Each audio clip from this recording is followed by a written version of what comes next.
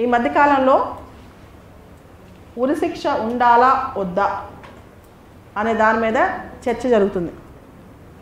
మనకి ఉరిశిక్ష ఉండాలా వద్దా? భారతదేశంలో ఉరిశిక్ష అనేది అరుదైన కేసుల్లోనే వేస్తారు.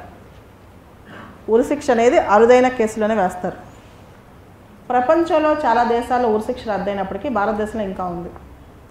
కానీ చాలా అరుదుగా మాత్రమే దాన్ని వేస్తారనమాట.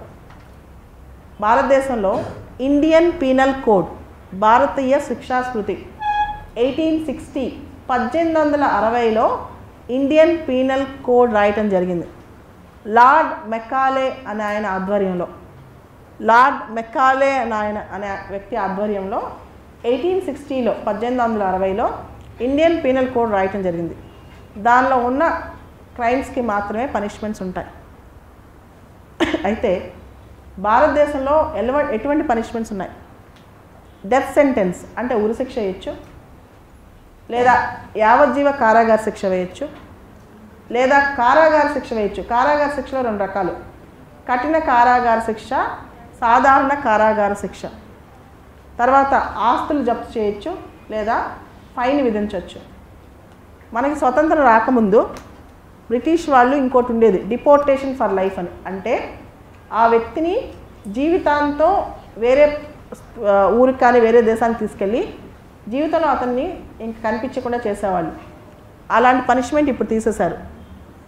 అదేవిధంగా పనిష్మెంట్స్లో ఇంప్రిజన్మెంట్లో అంటే కారాగార శిక్షలో మనకి సాలిటరీ కన్ఫైన్మెంట్. సాలిటరీ కన్ఫైన్మెంట్ అంటే ఆ వ్యక్తిని ఇతరులతో మాట్లాడకుండా సపరేట్గా సెల్లో పెట్టడం, అతన్ని లోకం నుంచి విడతీసేసి వేరే ఖైదీలతో కూడా కలవనీయకుండా పెట్టడం. కాకపోతే భారతదేశంలో సుప్రీంకోర్టు ఇచ్చిన జడ్జిమెంట్ల ఆధారంగా సాలిటరీ కన్ఫైన్మెంట్ అనేది 3 నెలలకి మించకూడదు. సాలిటరీ కన్ఫైన్మెంట్ అనేది 3 నెలలకి మించకూడదు. అయితే అసలు శిక్షలు ఎందుకు వేస్తారు అనే దాని మీద రకరకాల సిద్ధాంతాలు ఉన్నాయి. శిక్షలు ఎందుకు వేస్తారు అనే దాని మీద మనకి రకరకాల సిద్ధాంతాలు ఉన్నాయి. అయితే అసలు ఇదంతా ఎందుకు చర్చలోకి వచ్చిందంటే Bachchan Singh versus state of Punjab 1980 ఈ కేసు మళ్ళీ చర్చలోకి వచ్చింది. బచ్చన్ సింగ్ అనే కేసులో ఉరిశిక్ష అరుదుగా మాత్రమే వేయాలి, rarest of the rare cases అంటే అరుదైన కేసుల్లో మాత్రమే ఉరిశిక్ష వేయాలి అని చెప్పడం జరిగింది. దానికి సంబంధించి మళ్ళా చర్చలోకి వచ్చేసరికి అసలు ఉరిశిక్ష ఉండాలా రద్దవ్వాలి అనే దాని మీద, అసలు శిక్షలు ఎందుకు ఉండాలి, దాని వెనకాల సిద్ధాంతాలు ఏంటి, అసలు శిక్షలు ఎందుకు ఉండాలి, దాని వెనకాల సిద్ధాంతాలు ఏంటి. ఒకటి రిఫార్మేటివ్ థియరీ. రిఫార్మేటివ్ థియరీ అంటే సంస్కరణ సిద్ధాంతం. Criminals are not born but they are made.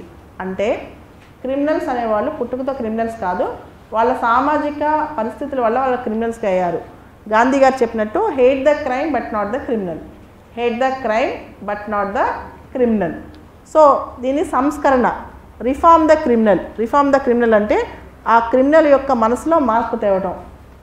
Jail should be like reformatory homes, jails సంస్కరణ హోమ్స్ లాగా మారిపోవాలి అని చెప్పేది గాంధీ గారి సిద్ధాంతం అనమాట. రిఫార్మేటివ్ థియరీ ఆఫ్ పనిష్మెంట్ లేదా సంస్కరణ సిద్ధాంతం మొదటిది. సెకండ్ టైప్ ఆఫ్ థింగ్ రెండోది రిట్రిబ్యూటివ్ థియరీ. రిట్రిబ్యూటరీ థియరీ అన్న ప్రతీకారం అన్న ఒకటే, ఇది ఆటవిక న్యాయం. రిట్రిబ్యూటివ్ అన్న ప్రతీకార సిద్ధాంతం, ఇది ఆటవిక న్యాయం అనమాట. అంటే కంటికి కన్ను, పంటికి పన్ను, కాలుకి కాలు, చెయ్యికి చెయ్యి, జీవితానికి జీవితం. ఇది జంగిల్ జస్టిస్, రివెంజ్ అనమాట. సో ఇది ఆటవిక న్యాయం. కొన్ని రకాల షరియత్ చట్టాల్లో, ఇస్లామిక్ చట్టాల్లో కొన్ని చోట్ల ఇలాంటి థియరీ కూడా ఉంది. తర్వాత కాంపన్సేటరీ థియరీ. కాంపన్సేటరీ థియరీ అంటే ఒక క్రైమ్ జరిగిన తర్వాత ఆ వ్యక్తికి వచ్చే పరిహారం ఏంటి, పనిష్మెంట్ ఇస్తే పరిహారం జరుగుద్దా, శిక్ష వేస్తే పరిహారం వస్తుందా. సో కాంపన్సేటరీ థియరీ అంటే పరిహార సిద్ధాంతం, ఏ విధంగా అతని జీవితాన్ని మళ్ళా తిరిగి పునరుజ్జీవనం చేయగలం, దీన్నే పరిహార సిద్ధాంతం అంటారు. తర్వాత డిటరెంట్ థియరీ.